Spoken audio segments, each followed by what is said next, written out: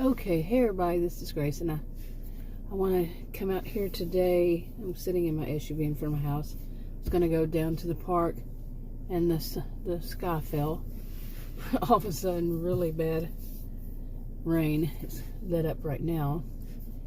But I want to talk about, some of these things I just find so unbelievable, what's going on in my life. And this is just my life. I could say it's just been the last few months, but well, it has been really harsh the past few months, but it's my life. And oh my gosh. And I know it's not just me. And I want to put it out there. I know it's not just me, but it's just me and the ones I'm going to talk about, because I don't doubt there's anybody in the world who has had the same doctors, had the same situation, no. No. But today, oh my goodness. Basically, I've had pancreatitis in the year 2000. This is how I found out about my my wonky adrenal gland, was because of I was hospitalized for pancreatitis. When they ran a CT or whatever they ran back then, they found this with my adrenal gland, whichever one I still to this day have not been able to get it. Can you believe this? Have not been able to get any healthcare professional to tell me which one. Isn't there two? or am I just off on it? They don't answer. I'm serious. This is crazy. That was in the year 2000. This is 2023. Oh my goodness. And today, anyway, I thought I was having pancreatitis again. I've had it since that 2000. I had it, but light. It was just not as bad at all. I was getting to there. That's what I thought was happening now. But really, at first, I was thinking that I had somehow injured my stomach. Like everything is like the doorknobs and not my stomach, but my midsection. The doorknobs and the countertops and this and that, and my desk. Even I remember pulling out the drawer on my desk, and it's one of those really. It's wood. It's real wood. Not that crap they sell these days. Too many places do. But it's real wood, and thought maybe I somehow bumped that. Something, I've tried all kinds of ways of thinking about it. Anyway, so I went back to this doctor, this new one. This is the third time. And this time Adam didn't go with me. Now, that's a whole story in itself, too. But I went by myself, and this doctor, he's the one that Adam has been seeing. He says 15, then he'll say 20 years, whatever. 15 to 20 years, let's just say. And that they're friends and all this stuff. I found the doctor quite rude about Adam and Adam's people, as he had put it. And I remember thinking, I was thinking about, because the doctor had said Adam's people are very sneaky. And I was thinking about Adam's sister, her second thing she had just done, very sneaky. And then the next time he was his best friend, Dr. Jekyll. Anyway, oh my God. Actually, I see so many, especially here. I had jokingly said that it was Narcissismville. I used to make videos saying life in Narcissismville. Now, I really wasn't calling it narcissism.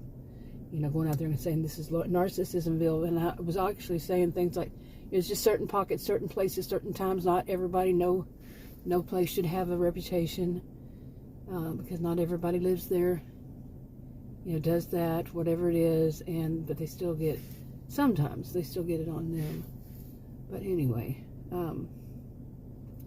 but my thing is, as I've said, what I've seen is a blend of behaviors, narcissistic and histrionic.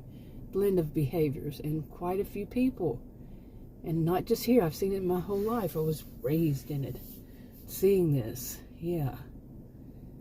So I can recognize these behaviors.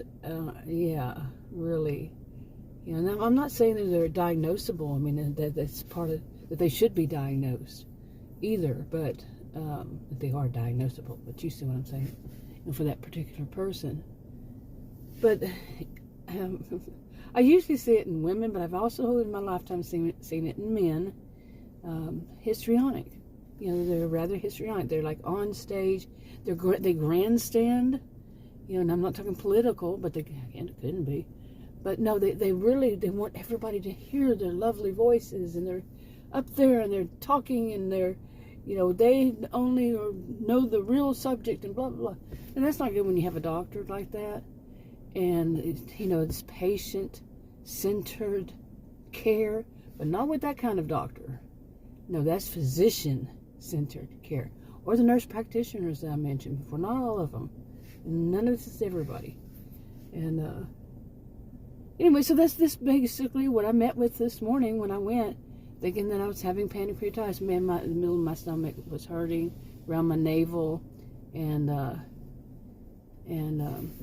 I hadn't slept since like 10:30 last night. I've been sleeping, today's Wednesday, since Saturday, pretty much all the time. But then I'd wake, I could stay awake like at nighttime. I've always had insomnia, but this was worse. But sleeping quite a bit. And anyways, all these symptoms and everything. Then meet with this doctor. Adam's not with me. And the guy's a total jerk. He acted like he didn't even know who I was. I mean, he didn't say that. He was just being so, the word that keeps coming to my mind, I don't think is I don't even know if it's a word, curt or something. But he was, and I was so sleepy. I'd had 1 hour that morning, this morning. And I was like, whatever, I just need you, and I get this kind of attitude. I just need you to renew my prescriptions. I don't need you for anything else. Because, none of these doctors that I have met, none of these healthcare providers, I no longer call them professionals, the one I've seen, none of them have been professional. But they don't know this wonky adrenal problem. That's the way I'm going to start putting it, continue to. And they don't know it's rare. When I first heard it, it was 1 in 33 million. So it's rare. And they want to do the medical cherry picking, the medical lemon dropping, it's too much, it's too difficult for them. And imagine how it is for me. But they don't have that compassion, that empathy that brings about compassion. These, the ones I've seen, they don't have that. It's just too difficult for them. Oh, poor, what was that? What was that? See, I've lost any kind of compassion for them. That's a lie. It is a lie, because I'm a person who feels a lot of empathy for others. I know what I've been through, and I feel for others a lot, and maybe too much. It kind of wears on me. But anyway, I'm not going to understand. I can understand that it's difficult for them. They have lots of patients. They want to make lots of money, and they can't do that if they have to actually think about one patient. Oh my, how could they, actually spend a little bit of time thinking about their patients? One of them actually told me something like that. I've mentioned it before. It's a nurse practitioner, and I said, you got gatekeepers that, the one that I had left a message for, and the woman, what was she on? The young woman, the MA, what was she on? That I said, the next time I call, I said, can you read that to me, what you had written for her, the message? Because none of this is making sense. And it was like she took 5 books on different topics, nothing to do with healthcare, and she just read the first line out of each book, and they're all different topics from one another. And that's what she came back with, sentence salad. Okay, not word salad, sentence salad. And I'm like, what is she on, really? And that nurse, practitioner, when I said, you got great gatekeepers, and I said, I've tried to get this message. She goes, well, it's already 4:30. Can you imagine if my patients had access to me? I'd be here forever. And I'm thinking, you're not, because of her whole attitude and everything about the employees. She's thinking she's an hourly person. She's not. She's a professional, so-called. In the profession, she's a nurse practitioner. You don't get a 9 to 5. Okay? You can get sick as long as it's within the time that I want to be working. But you can't call about medication. You can't call and ask any questions. You better know the questions before you need to know them. Boy, I'm rambling. I'm not rambling. Okay, I am on a roll, as I should say. But it's just, if I were actually on camera, I've noticed this before. I've done it. It wouldn't seem all disjointed or something. seriously, I know the difference. Anyway, so this doctor, okay, that whole scene, it was just, you get so disgusted when you see so much narcissism, and you see so much histrionic behavior. Oh my goodness, you just get, I'll be 60 within less than a month. And you get sick of seeing this crap. Lather, rinse, repeat. And then, the same thing with like the medication. This doctor, you would not believe. I mean, he was very confusing because he said, one time, this is what you do for pancreatitis. Then he said that he thinks it's just a surface issue, like I hit something or bumped something. And then he says it could be something like my navel is infected. He didn't even look at it, so how does he know? And so he gave me an antibiotic. And then he told the front desk, actually office manager, she said, and he said, you refuse to take any test. I said, no, he told me that he didn't think it was pancreatitis, so I don't need to. Sneaky. Projection wasn't on him. Saying Adam's people are sneaky. Yeah. Anyway, so he wrote me this prescription for, and I said, what is that again? When he said he was going to write me a prescription, and he did it. Okay, just kind of did it. He was so standoffish, so rude, just overall, not rude, but, well, you could say it's a different kind of rude than he usually is. And, like I said, all I need him is to write prescription. Well, let's talk about that. So that prescription, I finally went and I was going to go out and get it where he sent it. And it's an outlet mall in Allen, Texas. What do you think? Today is May 10th. And I don't want to belittle that whole thing, but I need to tell the story of why I decided to go to a different pharmacy to get it. And that's it, basically. Like I'm saying, I'm not belittling that at all, at all. What just a few days ago happened at an Allen outlet mall, and I don't know if it's the same one, but yeah. But the reason was because I was driving and I was talking on a video that I would go there, and I said no.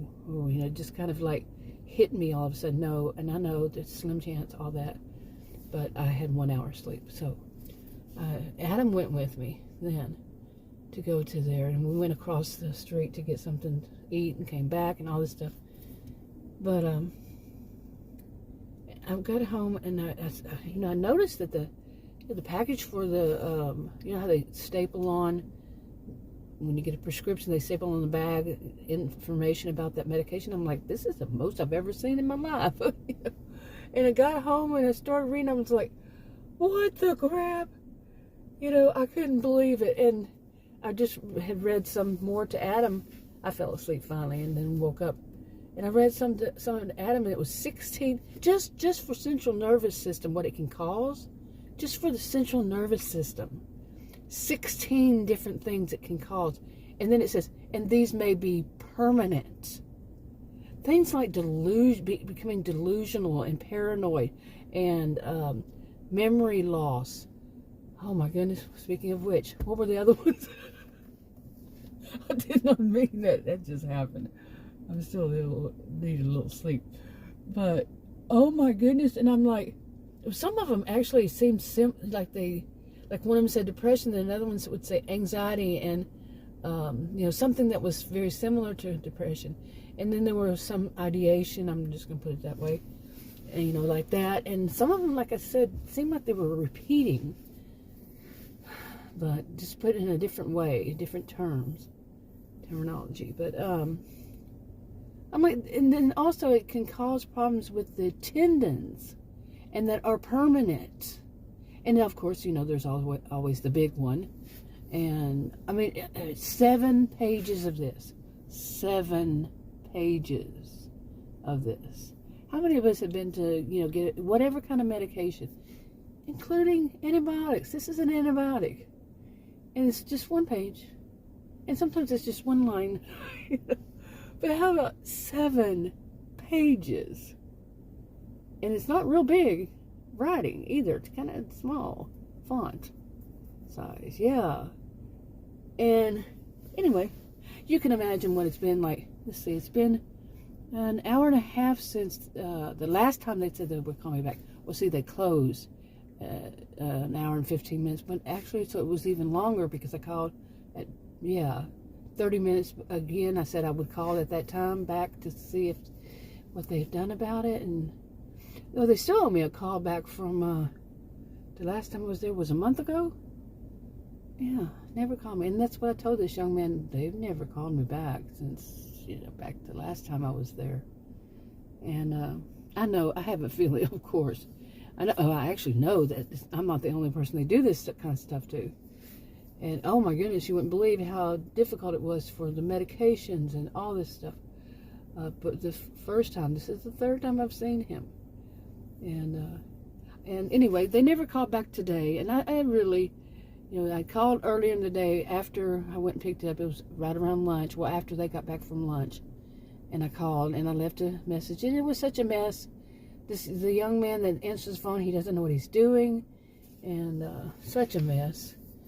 And he says, well, all medications are going to have, a young man telling me this, all the medications are going to have kind of warnings. And I'm well aware of it. And I am. Come on, I'll be 60. I'm 50 now, I'll be 60 years old. And this young man, probably like all 19. Probably, 40 years younger. At least he's going to tell me. Anyway, I mean, I know he has to tell me. I'm kind of joking about that, but not really. But they're going to excuse it and make you sound like you don't know what you're talking about. That's so typical here. Not like that kind of situation. Not like somebody young. It can be any age, but they're going to flip it. They're going to flip the whole thing to turn around and say you. But the reason I know that I'm not the only one. Let's get to this part. It's because of what they've done to Adam. Yes, Adam, I can remember during these 15, 20 years, I can remember Adam getting so frustrated with them. And I actually took him, the last time it happened, I was the one who drove him to get his medication because they called it in the wrong place. They're not all that together. And this one I said, well, okay, but remember they have two on that same street. And, this kind of thing. And, because they have, I think on one street over here, they have 2 or 3 right on this end on one street. Okay. The roads. Anyway. Hold on a second. Let's see. Anyway, so I might be talking more about this kind of thing. I put stuff up like this on, if I even put it on this channel, on the channel I'm thinking, my original channel for these kinds of things, but then I'll take it off and all this stuff, but really, my life is changing, my 59th year, so many changes have happened in me, and I'm talking like I've always been a person that looked like 15 years younger, had great health, didn't have, not really great health because of my wonky adrenal gland, but overall healthy. I mean, how am I going to put that? Because the adrenal gland causes these other ones. But even within that, I mean, I was functioning rather well. That's a better way to do it. But then all of a sudden, this 59th year, it's like, I mean, it just didn't start on day one, on 59th year. But really, it's like a major decline in my 59th year. Not so much decline as change. But some of it's decline. So, gotta say that. Anyway. And then dealing with this crap. Like I even told this doctor today that, other thing was that one of my feet, one foot, the right one, is swollen in the ankles. And I know what this is. I've been, not my first rodeo. It comes and goes. And both of them will get swollen. The other one's fine. He didn't even address it. And it's like, I really, to the point where I just need prescriptions renewed. But I don't need prescriptions that can cause 16 different central nervous system issues. These may be permanent. The other one's on tendons and you won't be able to walk anymore. Oh my goodness. And on and on. And one of the things it says is if you're over 60, which usually includes 60, and I'm going to be that in just a couple weeks now. Well, actually that would be, let's say 3 weeks or so. And I had to look at the clock. I'm tired. But yeah, And well, that's a great medication for me. And anyway, when I did call the pharmacist to ask what did I take last year, and she said, yeah, that is a very strong antibiotic that he was trying to give me. I don't need very strong. Okay. In fact, since all that happened this morning, going and all that stuff, I'm feeling much better now.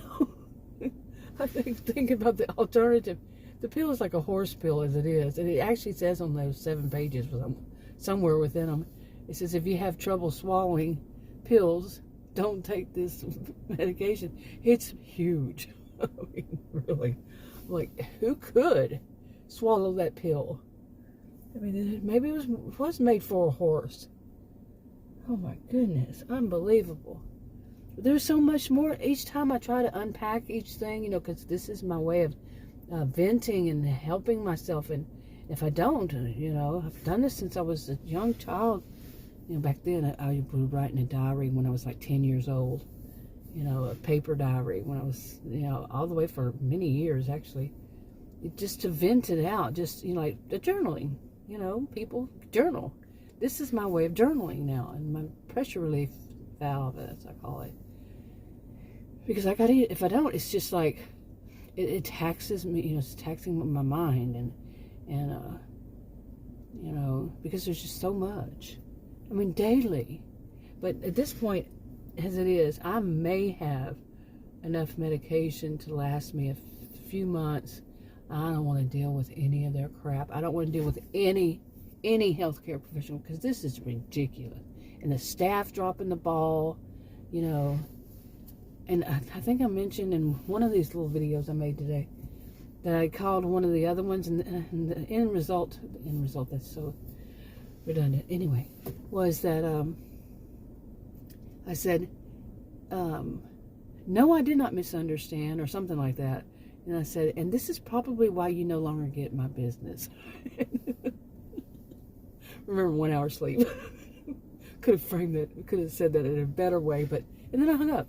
But yeah, that's how I see it. And I'm like, why did I do that? Because you never know what I have to rely on. I mean, some of it is just so unbelievable.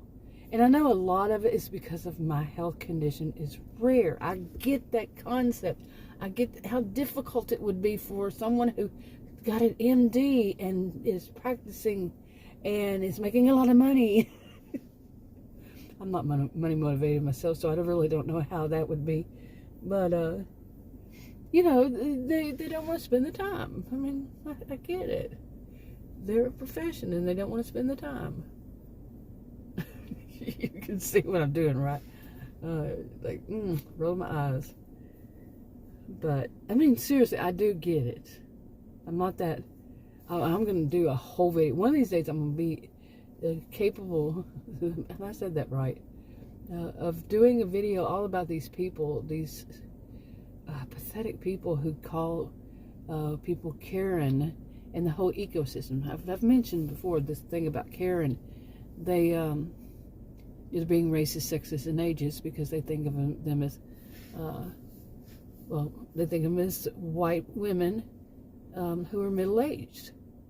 And it's evolved, so it's not just about prejudice. It's not, and in fact, it's evolved so much that it's not about prejudice. And yeah, there are people out there who have a sense of entitlement, but now not now, it's been before now. This whole thing of don't call the manager, those are the type. But the whole ecosystem thing, I'm kind of joking, but at the same time not. Is you need people out there like me, like those, who know that they don't have a high sense of entitlement, but when you pay money to go to a doctor, you are entitled to receive the services. And yeah, and if it doesn't happen, there's an office manager, and there also, wherever you live, I'm not certain what it would be there, but like here, state and federal, you can report them to. I'm not quite sure about the federal, but anyway. And maybe that needs to be done. That's the ecosystem.